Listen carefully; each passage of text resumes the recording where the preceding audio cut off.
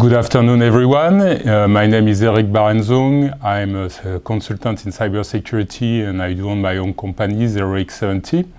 So first I would like to thank you, Clusis, and for the Visionary Day opportunity to do a presentation regarding supplier management. So let me start with a quick introduction on myself. I'm working already since more than 30 years and I'm since 2014 in cybersecurity. And why I'm here today is that because since more than 2.5 years now, I'm working for a private bank here in Geneva, taking in particular of supplier management.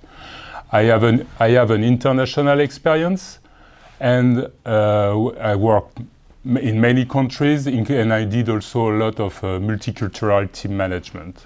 And just a remark, because someone make me the difference, make me the note one time, my name is not James Bond 007, okay? So why did I choose 0x60 as a company name? In fact, it's quite strange, people might think. 0x70 is in fact the hexadecimal version of 112, which, as some of you know, is the emergency number for Europe, but also in other countries around the world. So what does 112? First thing, they listen to your needs. After they evaluate your risk, they provide you with the right service. They send you a psychologist or the firefighting, depending the situation. And finally, last but not least, they do coordinate the response team. And that's what I'm doing as part of my mission.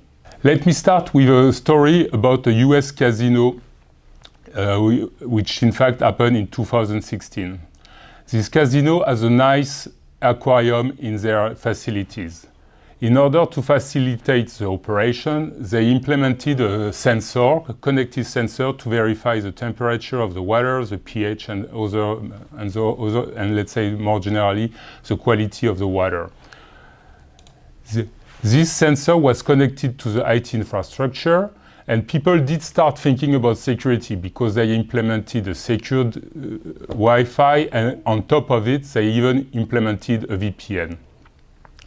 Unfortunately, it was not so secure, and a cyber criminal was able to get into this network. And once in, he started to do a scanning of the infrastructure. Without surprise, I would say, because it's the case in most companies, he did find some vulnerabilities which he exploited and was able from there to extract 10 gigabytes of data which he sent to Finland. So the message here I would like to pass is first is that, as we know, the stronger security is your weakest link. And then also there is an increase of the threats with the Internet of Things and connected devices. Why taking care of third parties? The first thing is that a regulator may ask to do that. In Europe, as you know, the GDPR is now enforced, so you have to comply with it. If you are in the financial sector, at the European level or the Swiss level, you have the FINMA, you have the European Bank Authority, which requires you to do the proper supplier evaluation. Some of you are also planning, or may in fact might be in the process of doing their digital transformation, and they would like to secure it. So they have to take care of their third party, including the potential cloud providers. Last but not least, some companies have already started security governance, but they would like to improve and take in account all these outsourcing aspects. So some people might say third-party risk. No, I'm not aware of that. I'm sorry, I never heard about it. It's not possible to say that anymore. Every day you have your news of hacking, data breach, which are related to third parties. Recently, even Protonmail, which is a Swiss company, suffered from an attack on one of the certificate providers and was not able to provide the services. Fortunately, he did put in place a workaround solution. At the end, Protonmail decided to change of supplier, going to Let's Encrypt. Even yesterday, in the Bilan magazine, there was an article regarding bank situation in terms of digital transformation in Switzerland. And in fact, in the article, it was mentioned that 58% of the people the manager we were interviewing were saying that security was a key point to take in account as part of their digital transformation. So let me start by giving a basic security concept for the one who are not familiar with it. What we want to do with security is to secure our crown jewels. So what I mean by crown jewels are critical assets, sensitive data. How do we do that? In the cybersecurity, we define the CIA triad. CIA standing for confidentiality, integrity, and availability. How do you do that? You have different domains where it can be applied, of course, cybersecurity, but also physical security, and last but not least, business continuity. How do you do that? You have three axes again: people, processes, and tools. Note this is also valid in terms of cloud usage. So let's go over the outsourcing lifecycle and how you can manage security in the end-to-end process. In fact, it starts from the beginning. As soon as someone from the business is thinking of outsourcing a service, he knows already the type of data which will be used and who will have access to it. So you can start evaluating the potential risk of outsourcing the service. One step further, once you go into the request for information or request for proposal steps, you can start asking security requirements to your potential suppliers. Once you have a short list, you can then go into the details with them and get additional information. Finally, when you have decided which one will be your third party, you selected third party, you need to manage security at the contractual level. So you can put security appendings, you must work on the data processing agreement, you need to work on business continuity, and you need also to work on the exit plan, as we will discuss later on. During the deployment, you must ensure that the solution which is in place is secure on a network, software, and hardware point of view. During the acceptance test, you must ensure that you do the proper security testing.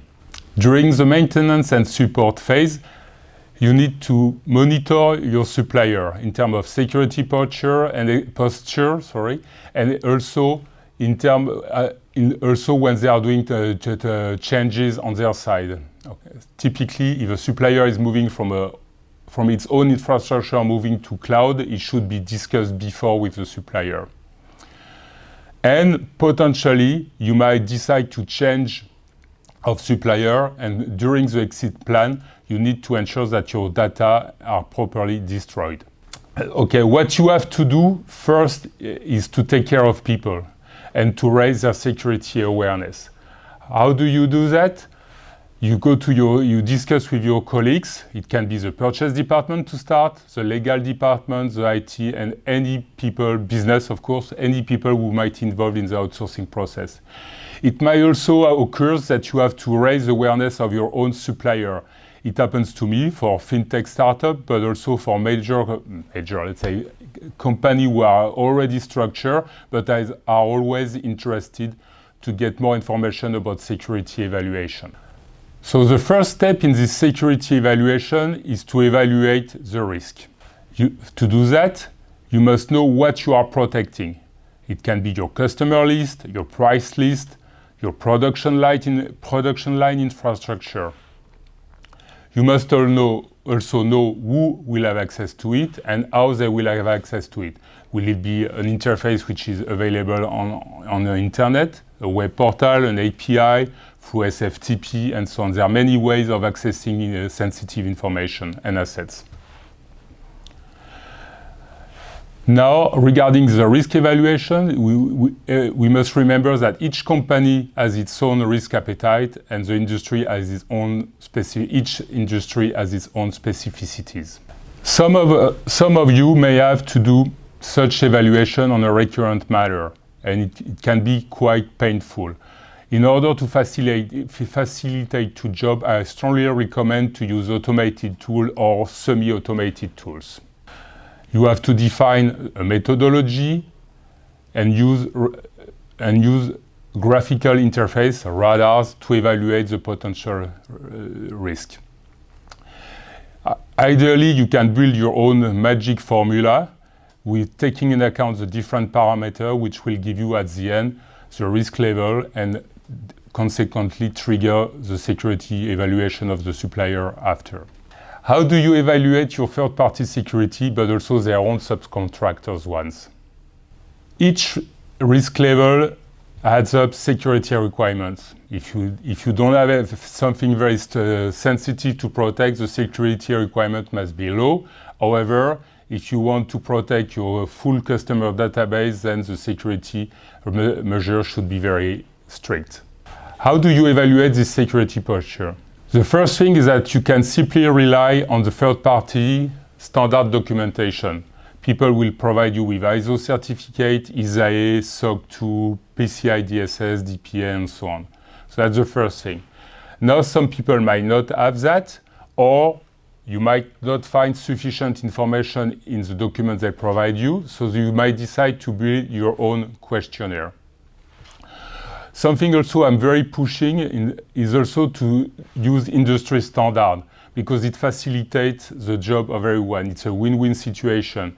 Once you decide with your what I call frenemies, the security requirement you want to ask to your supplier, then it's a win-win situation, because you will have, the supplier will take less time to answer to all companies, and on your side, you know it's standard, you know you don't have to reinvent the wheel. So for example, there are some, I give here some examples, the ISF, the Cloud Security Alliance, and in the media industry, the EBU has done such, I would say, industry checklist. Once you collected the information, you must visualize it.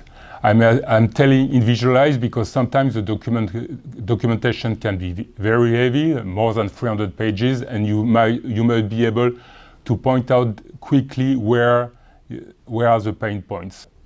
What I'm doing myself, I'm using a radar.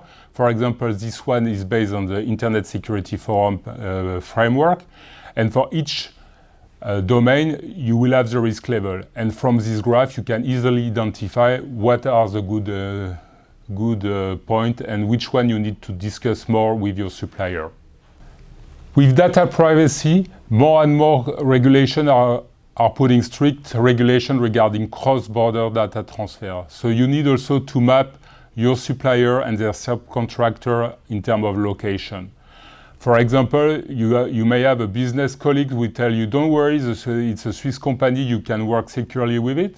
But if you dig in, you will see that this Swiss supplier is in fact using a European solution, which is a software as a service based solution. And this third party is already using another company, an IT infrastructure in Germany, for example, and this company is using a cloud service which has extension to the US. So you have to be very careful about where your data is stored and used by who.